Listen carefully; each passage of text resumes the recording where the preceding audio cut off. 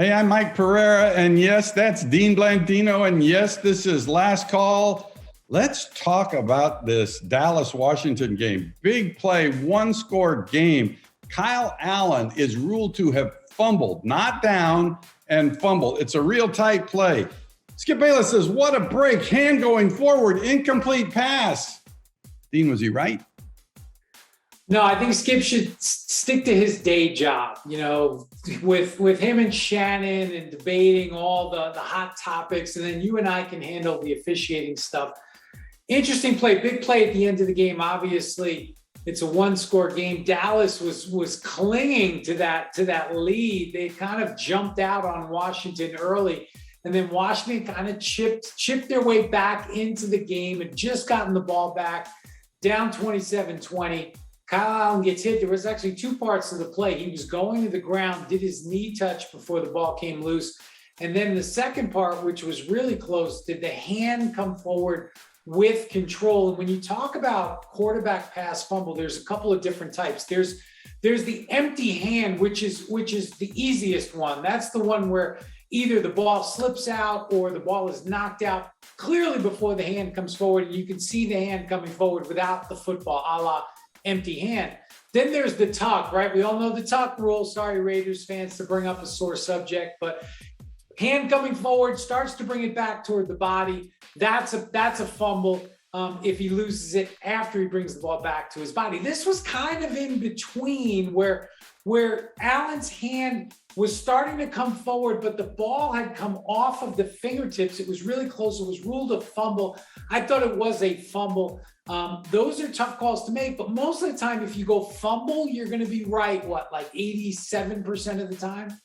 Yeah. And the thing is, we used to have a thing. The rule used to say arm. It didn't say hand. It said arm. And the arm actually does start to go forward before the hand does. Remember Gerald Austin, the referee, used to say the elbow hinges. Yeah. The elbow moves first forward. And that is true. And I think sometimes that makes it look more forward than it really is, because as you say, if that ball was slipping off of his fingertips before the hand, but like it was so close, don't you remember what was the rule in the field? Stands. Probably means it would have gone either way if they would have even ruled it an incomplete pass. However, in my mind, I think it was closer to a fumble. We have our dressing rooms there at the studio. Have you ever had Skip Bayless's dressing room like I've had, or? No, I've never gotten to use Skip's. I use other people's dressing rooms, but not Skip's. Yeah, well, Skip's. I've been in Skip's, and the pairs of shoes that he has in there. Skip wears some real. You guys don't wear. You don't have similar taste in shoes. We do not wear the same shoes. But Skip, stick with your day job, like Dean said. All right, let's move on. Let's go to Thursday night. We'll take a trip back to Thursday night. What a game that was. Pittsburgh and Minnesota. Again, Minnesota jumps out to a big lead. The game was over. Everybody turned it off, and then what do you know? It ends up being a thriller with ending on the final play. But this was before the final play. You were on this game, Mike. There was a big call in the end zone on Minkah Fitzpatrick that he was not happy about. He said, very poor officiating calls like this can change the outcomes of game. Football is a violent sport. People will get hit hard legally. Receivers running across the middle know what they signed up for. It's part of the game. Mike, you were on the game. Was this a foul? What did the officials see? Why did the flag come out? Well, no, it wasn't a foul. I mean, we know that Minkah in this case is considered a defenseless receiver, so he gets protection in the head or neck area from the shoulder, forearm, helmet. And so this one was not up high. It was shoulder to the chest. It was illegal, or into the back somewhat, but it's a legal play. But the back judge is right on top of this. The play gets condensed when you're near the goal line like that.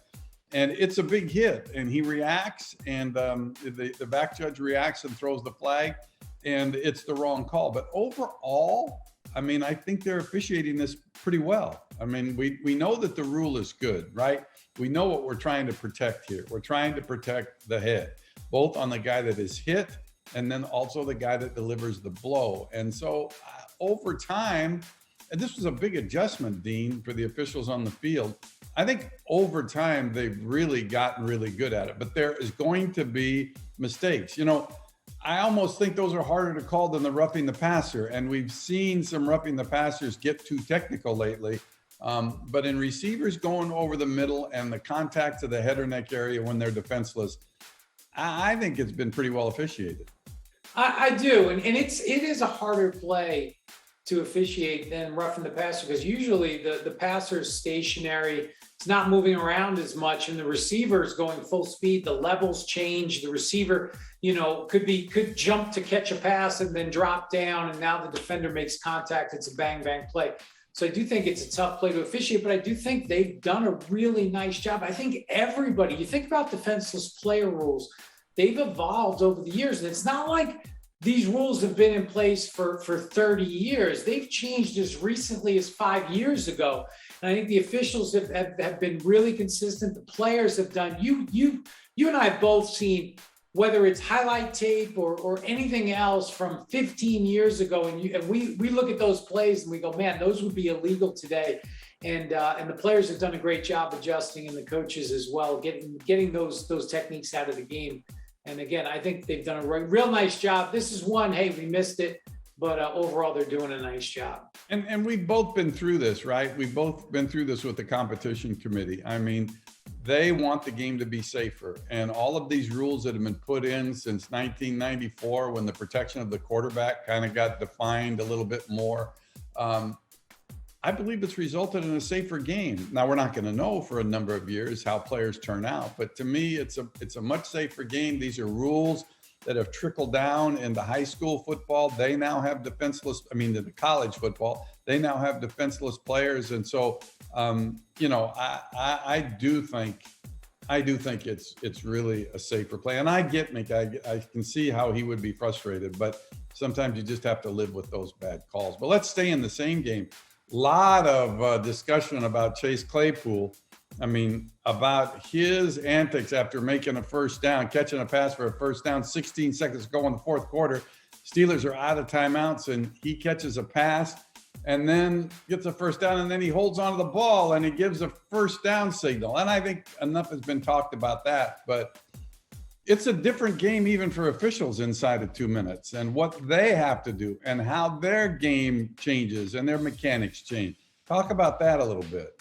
Yeah, and that's the thing. Outside 2 minutes, when say the offense just wants to go up tempo, right? They want to kind of catch the defense off guard or in a wrong personnel package, whatever it may be.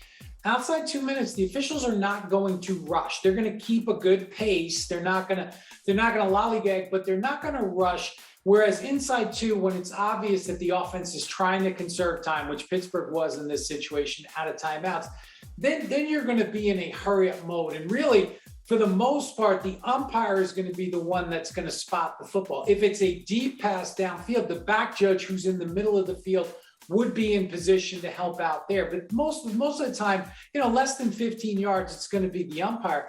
And so teams talk about this. They coach this. Officials work at this, whether it's training camp, mini camp, anytime they get access to live reps, they're going to work on this, because what you should do as a receiver, and we've seen a lot of great examples. Larry Fitzgerald comes to mind, where in that hurry up, if you catch it outside the numbers or outside the hash, bring the ball into the hash, meet the umpire at the hash, or find the umpire. He's going to be coming from the offensive backfield. Get the ball to the umpire. We always said, don't throw it. Don't throw it, because you don't know if this umpire has good hands or not. Don't throw it out to the line of scrimmage official by the sideline, because that official's getting a spot. They may not be paying attention to you, and they may drop it. Now we've got a ball on the ground, like what happened with Pittsburgh. Now the ball's on the ground. Now it's going to take an extra 5, 7, 10 seconds to get the ball spotted. So it's a coordinated effort, but the players have to work with the officials to make sure that we get the ball down as quickly as possible and we don't waste time. Yeah. And in 2010, when we moved the umpire into the offensive backfield, it left a hole there. It made it more difficult for the officials to get the ball down quickly.